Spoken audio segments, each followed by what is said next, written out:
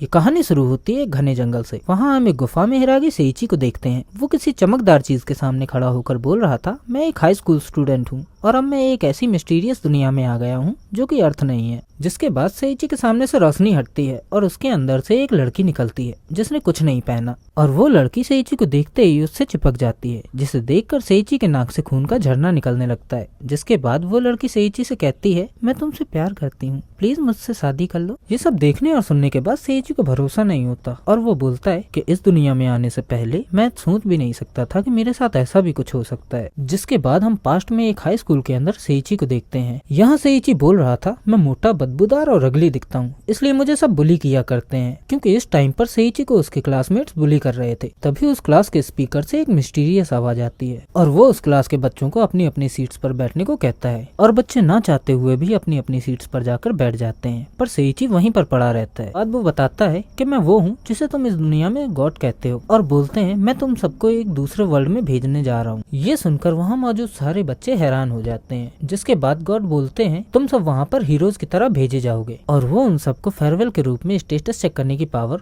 Appraisal और item box skill भी दे देते हैं। ये सब देखकर सेइची सोचता है यहाँ कोई गेम चल रहा है क्या। इसके बाद गॉड सबको बताते हैं कि उन्हें 10 मिनट बाद दूसरी दुनिया में भेज दिया जाएगा, और अगर वो लोग तब तक ग्रुप बना लेते हैं तो वो लोग किसी सेफ जगह पर जा सकते हैं। उनकी ये बात सुनकर सब लोग ग्रुप बनाने लगते हैं। उन्हें ग्रुप बनाते देख सेइची भी एक ग्रुप के पास जाकर पूछता है, क्या मैं भी इस ग्रुप में शामिल हो सकता हूँ। तो उस ग्रुप का लीडर सेइची के स्टेट चेक करता है और हंसने लगता है, क्योंकि उसके स्टेटस में लिखा था कि वो मुश्किल से एक इंसान है और उसकी सारी एबिलिटीज सिर्फ लेवल 1 की हैं। इसके बाद वो सेइची से बोलता है, तुम्हारा लेवल बहुत कम है और हम किसी ऐसे को ग्रुप में नहीं ले सकते जो बैरली एक ह्यूमन है। ये सुनकर सेइची को बुरा लगता है, पर वो क्या कर सकता था। जिसके बाद वो ग्रुप वहाँ से ट्रांसफर हो जाता है और सेइची पूरी क्लास में अकेला बचता है। उसे अकेला देखकर गॉड उसे एक स्पेशल स्किल देकर दूसरे वर्ल्ड में भेज देते हैं। इसके बाद हम सेइची को दूसरे वर्ल्ड में देखते हैं। यहाँ वो एक लकड़ी के सहारे चल रहा है और बोलता है कि गॉड ने मुझे क्या बकवास जगह भेज दिया है, पर अभी तो मेरी नई एडवेंचरस लाइफ शुरू हुई है, और वहीं पर लुढ़क जाता है। अब हमें पता चलता है कि सेइची को इस वर्ल्ड में 5 दिन बीत चुके हैं और तब से उसने कुछ नहीं खाया और वो बहुत भूखा है। तभी उसे अपनी आंखों के सामने एक कीड़ा दिखता है और वो इतना भूखा था कि वो उस कीड़े को खाने के लिए अपना हाथ बढ़ाने लगता है, पर तभी उसके ऊपर से एक जानवर कूदकर भाग जाता है। जिसके बाद सेइची हार मान लेता है, और तभी सेइची देखता है कि उसके सामने एक फल डला है जिसे वो जल्दी से उठा लेता है और बोलता है, अब ये मेरा है और अब मैं इसे किसी को नहीं दूंगा। पर तभी वो सोचता है, क्या ये फल खाने लायक भी है। ये पता करने के लिए वो अप्रेजल का यूज करता है। तब उसे पता चलता है कि ये फ्रूट ऑफ एवोल्यूशन है, जिसे देखकर सेइची को थोड़ा अजीब लगता है, पर फिर भी वो उस फल की बाइट लेता है। उसका टेस्ट बहुत गंदा था, पर फिर भी वो उस फल को पूरा खा लेता है, जिससे उसकी भूख मिट जाती है। जिसके बाद उसका अप्रेजल बोलता है कि फ्रूट ऑफ एवोल्यूशन का इफेक्ट चालू हो गया है। जिसे सुनकर सेइची सोचता है क्या कुछ होने वाला है, पर कुछ नहीं होता। जिसके बाद वो सोचता है कि अब उसे कुछ करना चाहिए और वो जंगल में खाना ढूंढने लगता है। तभी उसे कुछ बंदर दिखते हैं, तो वो उन पर अप्रेजल का यूज करता है। तब उसे पता चलता है कि उनका लेवल 120 है, जिसे देखकर सेइची बोलता है कि मैं तो सिर्फ लेवल 1 का हूँ, ये लोग खतरनाक हैं। वहीं उसे एक बंदर दिखता है जो कुछ पीस रहा था। उन्हें देखकर सेइची सोचता है कि आखिर वो लोग कर क्या रहे हैं। जिसके थोड़ी देर बाद वो सारे बंदर वहाँ से चले जाते हैं और मौका मिलते ही सेइची उनके फलों को चोरी करने पहुँच जाता है। तभी उसे पास में रखी कुछ बोतलें दिखती हैं जिन पर वो अप्रेजल का यूज करता है। तब उसे पता चलता है कि उनमें हाईएस्ट ग्रेड रिकवरी पोशन है। जिसके बाद वो उन सबको अपने आइटम बॉक्स में डालकर वहाँ से फरार हो जाता है। फिर हमें टाउन में सेइची के क्लासमेट्स को दिखाया जाता है। यहाँ सोटा, केंजी और मियू आपस में बात कर रहे थे। तभी हम कानाजुकी को देखते हैं। वो उन दोनों पर गुस्सा कर रही थी जो सेइची को बुली किया करते थे। जिसे देखकर वो तीनों वहाँ आकर पूछते हैं क्या कुछ हुआ है क्या। जिस पर कानाजुकी बताती है कि सेइची अकेला किसी और लोकेशन में ट्रांसफर हो गया है। ये सुनकर वो तीनों भी चौंक जाते हैं और सोचते हैं क्या सेइची ठीक होगा। इसके बाद हमें सेइची को दिखाया जाता है। वो हाथ में एक मशरूम पकड़ के सोच रहा था क्या ये खाने लायक है। जिसके बाद वो उस पर अप्रेजल का यूज करता है, पर उसमें भी क्वेश्चन मार्क बन के आ जाता है। ये देखने के बाद सेइची थोड़ा डरता है, पर फिर भी उस मशरूम की एक बाइट ले लेता है, पर उसे कुछ नहीं होता,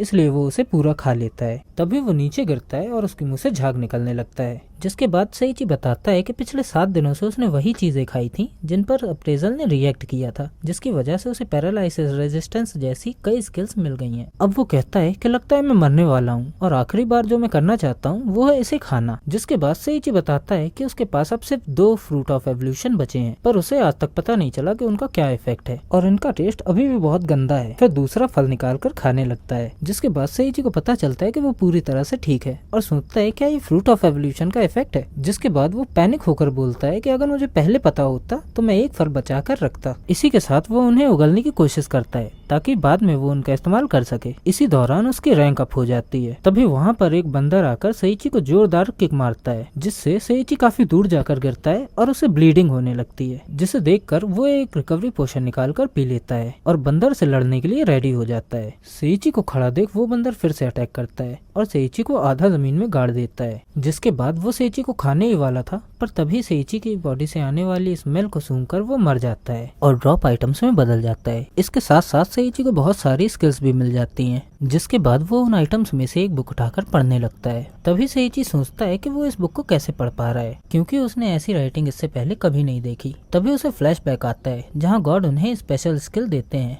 जिसे याद करके सेइची बोलता है क्या ये कंप्लीट हार्वेस्टिंग स्किल है। वो इसके बारे में सोच रहा था, पर तभी उसका अप्रेजल बोलता है कि इवोल्यूशन किया जा रहा है। जिसके बाद सेइची की बॉडी में जोर का दर्द होने लगता है और वो उस दर्द की वजह से वहीं पर बेहोश हो जाता है। फिर जब उसे होश आता है तब वो देखता है कि अब वो पहले से काफी पतला हो चुका है। जिसके बाद उसे पता चलता है कि वो 10 में से एक बार इवॉल्व हो चुका है और एवोल्यूशन की वजह से उसके सारे स्किल्स में 1000 पॉइंट ऐड हो गए हैं। जिसके बाद सेइची सोचता है क्या मुझे इस दर्द को 9 बार और झेलना पड़ेगा। फिर सेइची बोलता है कि उसने लेवल 120 के क्लेवर मंकी को हराया है, पर फिर भी वो अभी तक लेवल 1 पर ही क्यों है, ये सोचकर चिल्लाने लगता है। इसके बाद 5 महीने बीत जाते हैं और यहाँ हम सेइची को देखते हैं। वो नदी में पानी पी रहा था, तभी उसके पीछे एक एक्रो वुल्फ आ जाता है, जिसे देखकर सेइची थोड़ा सा घबरा जाता है क्योंकि उसका लेवल 311 है। जिसके बाद वो एक्रो वुल्फ सेइची पर अटैक कर देता है, तो सेइची उस अटैक को डॉज कर लेता है और अपनी स्किल का यूज करके उस एक्रो वुल्फ को एक किक मारता है और उसकी एक ही किक से वो एक्रो वुल्फ हार जाता है। ये देखकर सेइची बोलता है कि मैं लेवल 1 के हिसाब से बहुत ज्यादा पावरफुल हूँ। जिसके बाद सेइची को उस एक्रो वुल्फ के सारे स्किल्स मिल जाते हैं। इसके साथ ही उसे एक लेजेंडरी वेपन भी मिलता है जिसका नाम था वाटर स्प्रिट डैगर। इसके बाद सेइची जब उस एक्रो वुल्फ की नॉलेज बुक को उठाकर देखता है तब उसे पता लगता है कि उस बुक में दिए गए मैप के अंदर एक काला स्पॉट है। जिसके बाद उसे याद आता है कि क्लेवर मंकी की बुक में भी सेम जगह पर काला स्पॉट था और सोचता है कि वो इस स्पॉट के बारे में किसी दिन पता लगाएगा। तभी सेइची इवॉल्व होने लगता है और इवॉल्व होने के बाद जब वो अप्रेजल का यूज करता है तब हमें पता चलता है कि सेइची 10 में से 9 बार इवॉल्व हो चुका है और अब बस आखिरी बार इवॉल्व होना बाकी है। जिसे देखकर सेइची सोचता है कि जब वो पूरी तरह से इवॉल्व हो जाएगा तब उसके साथ क्या होगा। जिसके बाद सेइची को पता चलता है कि उसे बंदरों ने चारों तरफ से घेर लिया है। तभी वहाँ पर एक लाल गोरिल्ला आ जाता है और सेइची से बोलता है कि मुझसे फाइट करो। जिस पर सेइची कहता है क्या मैं मना कर सकता हूँ, पर वो गोरिल्ला मना कर देता है। जिसके बाद सेइची उस गोरिल्ला पर अप्रेजल का यूज करके उसके स्टेट्स देखने लगता है, पर गोरिल्ला का लेवल 700 से भी ऊपर देखकर वो 6 फीट पीछे हट जाता है। जिसके बाद हमें पता चलता है कि ये बंदरों का बॉस काइजर कॉन्ग है। उसे देखकर सेइची सोचता है कि लगता है ये मुझसे बदला लेने के लिए आया है। जिसके बाद वो गोरिल्ला सेइची को पीछे हटा देख बोलता है कि चिंता मत करो, हमारी फाइट के बीच कोई नहीं आएगा। जिस पर सेइची बोलता है कि वो प्रॉब्लम नहीं है, तो गोरिल्ला बोलता है ये जल्दी खत्म हो जाएगा और सेइची को एक पंच मारता है जिसे सेइची डॉज कर लेता है, पर उसके इम्पैक्ट की वजह से दूर जाकर गिरता है। जिसे देख वो गोरिल्ला इम्प्रेस हो जाता है। उसे देख सेइची पूछता है कि ये क्या है। तब वो बताता है कि सेइची से पहले उसका अटैक किसी ने डॉज नहीं किया और वो शर्माने लगता है। जिसे देख सेइची शॉक हो जाता है। यहाँ हमें पता चलता है कि ये गोरिल्ला नहीं गोरिल्ली है, मतलब एक फीमेल है। तभी वो गोरिल्ला बोलती है कि मुझे स्ट्रॉन्गमैन पसंद है। ये सुनकर सेइची को घिन आने लगती है और वो इंस्टिंक्टिवली गोरिल्ला पर अटैक कर देता है, जिसे वो गोरिल्ला आराम से डॉज कर लेती है और सेइची के पास आकर बोलती है कि ये खतरनाक था। जिस पर सेइची कहता है कि ये तुम बोल रही हो। तब वो गोरिल्ला बोलती है कि अब मेरी बारी और सेइची पर फ्लैश फिस्ट से अटैक कर देती है, जिसका इम्पैक्ट बहुत दूर तक जाता है। फिर हम सेइची को देखते हैं, वो उस अटैक की वजह से बहुत दूर जाकर गिरता है, पर वो ज्यादा डैमेज नहीं होता। तभी उसके पीछे गोरिल्ला आती है और सेइची से बोलती है कि वाओ तुम मेरे अटैक से भी नहीं मरे। जिस पर सेइची बोलता है तो तुम सच में मुझे मारने की कोशिश कर रही हो। जिस पर गोरिल्ला बताती है कि अब वो सेइची पर और भी ज्यादा इंटरेस्टेड है क्योंकि उसे एक स्ट्रॉन्ग मेल चाहिए। जिस पर सेइची उससे बोलता है कि मैं ऐसे ही ठीक हूँ गोरिल्ला। तब वो गुस्सा होकर बोलती है कि मैं कोई गोरिल्ला नहीं, मैं सारिया हूँ। ये सुनकर सेइची को भरोसा नहीं होता और वो फिर से बोलती है कि मैं सारिया हूँ, जिस पर सेइची बोलता है कि रिपीट मत करो और तुम्हारा नाम एक प्रिटी लड़की जैसा क्यों है। ये सुनकर सारिया शर्मा जाती है और सेइची बोलता है कि हम एक जैसे नहीं हैं और सारिया पर अटैक कर देता है, जिसे सारिया जंप करके डॉज कर लेती है और सेइची पर एयर थ्रस्ट से अटैक करती है, जिसे सेइची डॉज कर लेता है और बोलता है कि मुझे तो लगा था मैं मरने वाला हूँ। जिसके बाद वो सारिया को सही सलामत देखकर शॉक हो जाता है और सोचता है कि इसे तो इतनी जोर से गिरने के बाद भी कुछ नहीं हुआ। जिसके बाद सारिया बोलती है कि मुझे नहीं लगा था तुम मेरे एयर थ्रस्ट को भी डॉज कर लोगे। तभी सेइची कहता है कि ये तो बहुत स्ट्रॉन्ग है, इसे हराने के लिए लगता है मुझे मैजिक का यूज करना पड़ेगा और वाटर स्प्रिट डैगर को समन कर लेता है और उसका इस्तेमाल करके सारिया पर अटैक करता है। पर तभी उसके ऊपर एक अटैक आकर लगता है, जिसके बाद सेइची सारिया से कहता है कि तुम भी कुछ कम नहीं। तब सारिया उसे बताती है कि ये अटैक मैंने नहीं, अपने ऊपर तुमने खुद किया है। ये सुनकर सेइची अपना सर पकड़ लेता है। जिसके बाद सारिया बोलती है कि फाइट शुरू करते हैं और फ्लैश फिस्ट से सेइची के ऊपर अटैक करती है, जिसे सेइची ब्लॉक तो कर लेता है पर उसके इम्पैक्ट की वजह से उसके मुंह से खून निकलने लगता है। जिसके बाद सारिया सेइची पर ढेर सारे अटैक करती है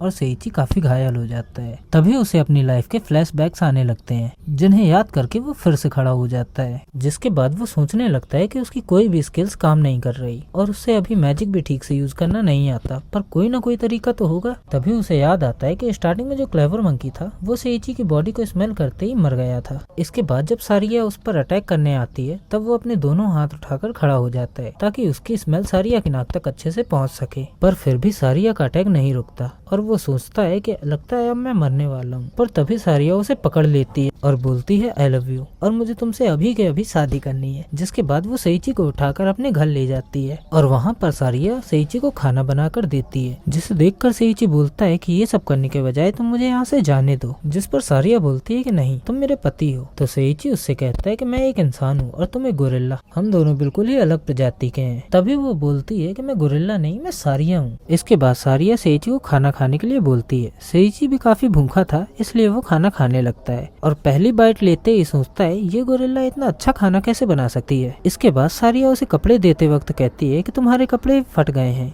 इसलिए मैंने तुम्हारे लिए नए कपड़े बना दिए। ये देखकर सेइची बोलता है कि आखिर एक गोरिल्ला इतनी फेमिनिन कैसे हो सकती है। जिस पर सारिया बोलती है कि इसका मतलब मैं एक अच्छी वाइफ बनूंगी। तब सेइची उससे बोलता है कि हाँ, मुझे पूरा भरोसा है कि तुम एक अच्छी वाइफ बनोगी अगर तुम एक गोरिल्ला के साथ शादी करती हो तो। ये सुनकर सारिया बोलती है कि तुम अगर ऐसा सोचते हो तो हमें अभी शादी कर लेनी चाहिए। जिसके बाद कुछ टाइम बीत जाता है और हम देखते हैं कि सारिया बर्तन धो रही है और सेइची उसे देखकर सोचता है कि मैं इस नर्क से बाहर कैसे निकल सकता हूँ। तभी उसे याद आता है कि बंदरों के मैप में एक काला निशान था और अगर बंदरों को उस जगह के बारे में नहीं पता था तो हो सकता है कि सारिया को भी ना पता हो और हो सकता है कि वहाँ से मैं इस फॉरेस्ट के बाहर निकल सकूं। तभी सारिया उसके बिल्कुल करीब आकर पूछती है क्या तुम मेरे बारे में सोच रहे हो। सारिया को अचानक इतने पास देखकर सेइची डर जाता है और गुस्सा होकर बोलता है कि मुझे ये तुमसे पहले पूछना चाहिए था कि तुम्हें इंसानी भाषा कैसे आती है। जिस पर सारिया उसे बताती है कि उसे गुफा में 2 बुक्स मिली थी जिन्हें पढ़कर उसने बात करना सीखा था और वो बुक सेइची को दे देती है, जिन्हें पढ़ने के बाद सेइची को पता चलता है कि उसमें आग लगाना,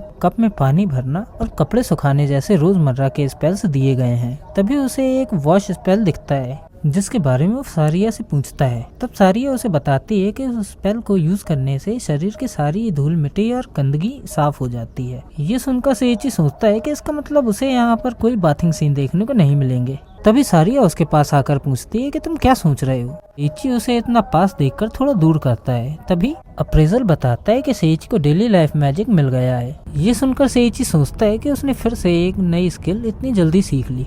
तभी सारिया बोलती है कि खाना ठंडा हो रहा है, हमें जल्दी से खा लेना चाहिए। जिस पर सेइची बोलता है कि चुप हो जा हरामी। ये सुनकर सारिया बोलती है कि मैं हरामी नहीं, फीमेल हूँ। तो सेइची उससे बोलता है कि हर गोरिल्ला हरामी हो सकता है। जिस पर वो बोलती है कि मैं गोरिल्ला नहीं, मैं तो सारिया हूँ। और ऐसे ही दोनों काफी देर तक लड़ते रहते हैं। इसके बाद हम एक नदी में सारिया को मछली पकड़ते देखते हैं। सेइची भी वही नदी के किनारे बैठा था और सोच रहा था कि अब उसके पास यहाँ से भागने का अच्छा मौका है और चुपके से वहाँ से जाने लगता है। तभी उसके सामने एक बड़ा स्पाइडर आ जाता है, जिसे देखकर सेइची की चीख निकल जाती है। जिसे सुनकर सारिया वहाँ पर आ जाती है और उस स्पाइडर को एक जोरदार पंच मारती है, जिसकी वजह से वो स्पाइडर हवा में उड़ जाता है और कहीं दूर जाकर गिरता है। जिसके बाद वो सेइची को सही सलामत देखकर खुश हो जाती है। जिसे देखकर सेइची सोचता है कि ये तो सच में मेरी बहुत ज्यादा फिक्र करती है और मैं इसे इतनी देर से रिजेक्ट कर रहा हूँ सिर्फ इसलिए कि ये एक इंसान नहीं है। तभी हम एक स्केलेटन नाइट को देखते हैं जो बोल रहा था कि मेरा इस इंसानियत और इस दुनिया से भरोसा उठ गया है, प्लीज मुझे कोई इस बुराई के अंधेरे से बाहर निकालो। इसके बाद हमें अगले दिन का सीन दिखाया जाता है। यहाँ सारिया सेइची को बताती है कि आज एक्सप्लोरेशन डे है, पर सेइची को समझ नहीं आता कि वो किस बारे में बोल रही है। तो सारिया उसे एक्सप्लेन करती है कि एक्सप्लोरेशन डे के दिन वो बाकी बंदरों के साथ मिलकर फ्रूट ऑफ एवोल्यूशन को ढूंढने जाती है।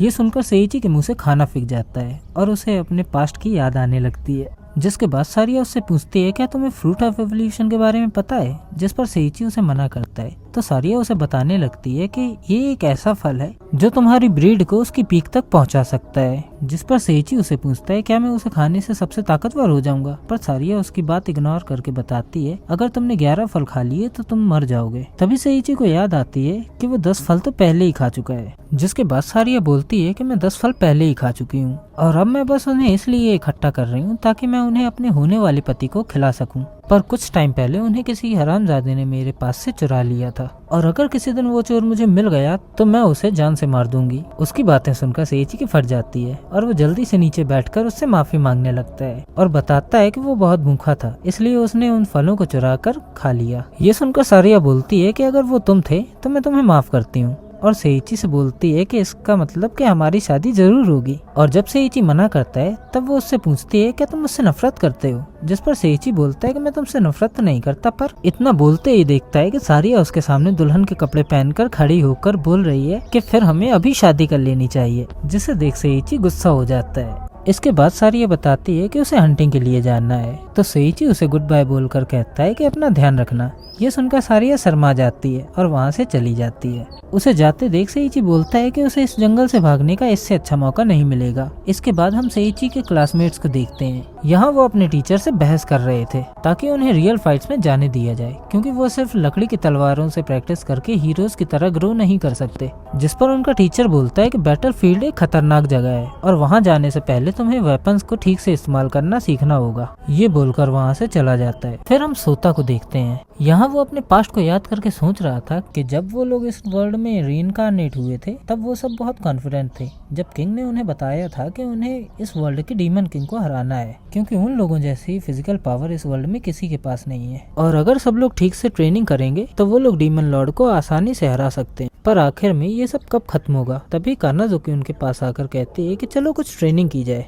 और उन्हें समझाती है कि यहाँ सबका मूड खराब है तो क्यों ना हम लोग उस पर फोकस करें जो हम कर सकते हैं। फिर हमें सेइची को दिखाया जाता है। वो सारिया के जाते ही वहाँ से भागने लगता है और सोचता है कि आजादी सबसे बेस्ट है। तभी हमें पता चलता है कि सारिया ने सेइची को भागते देख लिया था और अब वो एक एथलीट की तरह भागते हुए सेइची के पास आ रही है। उसे देखकर सेइची और भी ज्यादा तेज भागने लगता है। फिर सारिया उसे ब्लैक स्पॉट की डायरेक्शन में जाने के लिए रोकने लगती है, लेकिन सेइची सारिया की एक ना सुनता और अपनी स्किल का यूज करके वहाँ से दूर निकल जाता है और थोड़ी देर बाद एक केव के सामने रुकता है और सोचता है कि अब वो सारिया से काफी दूर आ गया है। पर तभी उसे अपने पीछे से सारिया की आवाज आती है, जिसे सुनते ही सेइची उस गुफा में घुस जाता है और सेइची के अंदर जाते ही वहाँ पर मशालें जल जाती हैं और उसे एक गेट दिखता है जिसे खोलकर सेइची अंदर चला जाता है। और अंदर जाते ही सेइची देखता है कि उसके सामने एक लाल आंखों वाला स्केलेटन नाइट बैठा है और बोल रहा है कि ये पहली बार है जब कोई इंसान मेरे कमरे तक आ पाया है। उसे देखकर सेइची सोचता है कि ये खतरनाक लगता है। फिर बोलता है कि तुम काफी ज्यादा स्ट्रांग हो गए जो मेरे कमरे तक पहुंच पाए हो। उसे देखकर सेइची सोचता है कि ये तो काफी ज्यादा खतरनाक लगता है। इसके बाद सेइची उस पर अप्रेजल का यूज करता है। तब उसे पता चलता है कि ये एक डार्क लॉर्ड जेनोस है और वो अभी लेवल 1 पर है। फिर बोलता है कि अगर ये लेवल 1 पर है तो चिंता की कोई बात नहीं। उसकी बात सुनकर जेनोस सेइची से एक बार फिर से चेक करने के लिए बोलता है, तो सेइची एक बार फिर से चेक करता है। तब उसे पता चलता है कि जेनोस ने अपना असली लेवल छुपा कर रखा था और उसका असली लेवल 1500 है। अब जेनोस बोलता है, मैं सोच रहा था जो पहला इंसान मेरे कमरे तक पहुंचा है वो बहुत स्ट्रांग होगा, पर तुम तो बहुत कमजोर हो। और उस पर अपनी तलवार से अटैक करता है जो सेइची को लगने ही वाला था, पर तभी सारिया उस अटैक को अपने ऊपर लेकर सेइची को बचा लेती है। फिर सारिया को मरता देख सेइची उससे पूछता है कि तुमने ऐसा क्यों किया और हीलिंग पोशन निकालने लगता है। तो सारिया उसे रोक कर बताती है कि अब कुछ नहीं हो सकता, मेरी मौत निश्चित है। ये सुनकर सेइची रोने लगता है और बोलता है कि मैंने कभी तुम्हें अपने जैसा नहीं समझा और तुमसे बहुत बुरी तरह से बात की, पर फिर भी तुमने मुझे बचाया। तब सारिया बोलती है कि तुमने हमेशा बिना डरे मुझसे नॉर्मल लोगों की तरह बात की है, इसलिए मुझे तुम्हारे साथ रहना अच्छा लगने लगा। और बोलती है कि वो सेइची को आखिरी बार स्माइल करता देखना चाहती है, तो सेइची उसके लिए स्माइल करता है। तभी जेनोस बोलता है कि एक जानवर और इंसान के बीच प्यार देखना तो बड़ी हंसी की बात है। ये सुनकर सेइची गुस्से में खड़ा होकर बोलता है कि तुम प्यार के बारे में क्या जानो, और अपने वेपन को समन करके जेनोस के ऊपर अटैक करने लगता है और बोलता है कि सारिया एक बहुत अच्छी लड़की है। तो जेनोस पूछता है क्या तुम्हें सच में उस गोरिल्ला से प्यार है। तब यहाँ सेइची एक्सेप्ट करता है कि हाँ, वो सारिया से प्यार करता है और देखता है कि सारिया को कुछ होने लगा है, जिसके बाद वो जेनोस को खत्म करने के लिए एक बहुत ही पावरफुल स्पेल से अटैक करता है, जिसे जेनोस बड़े आराम से रोक लेता है और कहता है कि तुम मुझे कभी नहीं हरा सकते, हार मान लो और अपनी मौत स्वीकार करो। जिस पर सेइची बोलता है कि वो सारिया का बदला लिए बिना हार नहीं मानेगा और अपनी डैगर का यूज करके जेनोस पर अटैक कर देता है, जिससे जेनोस बच नहीं पाता और वो अटैक सीधा जेनोस के दिल पर जा लगता है। ये देखकर जेनोस बोलता है कि मैं हार गया और सेइची को थैंक्स बोलता है, उसे सच्चा प्यार क्या होता है ये दिखाने के लिए। जिसके बाद हमें पता चलता है कि जेनोस की एक मारी नाम की प्रेमिका भी थी, जिसके मौत के बाद से वो बुरा बन गया था। फिर जेनोस वहाँ से गायब हो जाता है। जिसके बाद सेइची सारिया के पास जाता है। तब सारिया उससे बोलती है कि वो सेइची की वाइफ बनना चाहती है। जिसके बाद सेइची उसे किस करता है। तब सारिया उसे थैंक यू बोलती है और तभी उसकी बॉडी जोर से चमकने लगती है, जिसे देख सेइची को लगता है कि अब वो गायब हो रही है। तभी वो रोशनी खत्म हो जाती है और हम देखते हैं कि सारिया अब एक लड़की में बदल गई है और वो सेइची को देखते ही उसके गले लग जाती है और उसे बिना कपड़ों के देखकर सेइची की नाक से खून आने लगता है।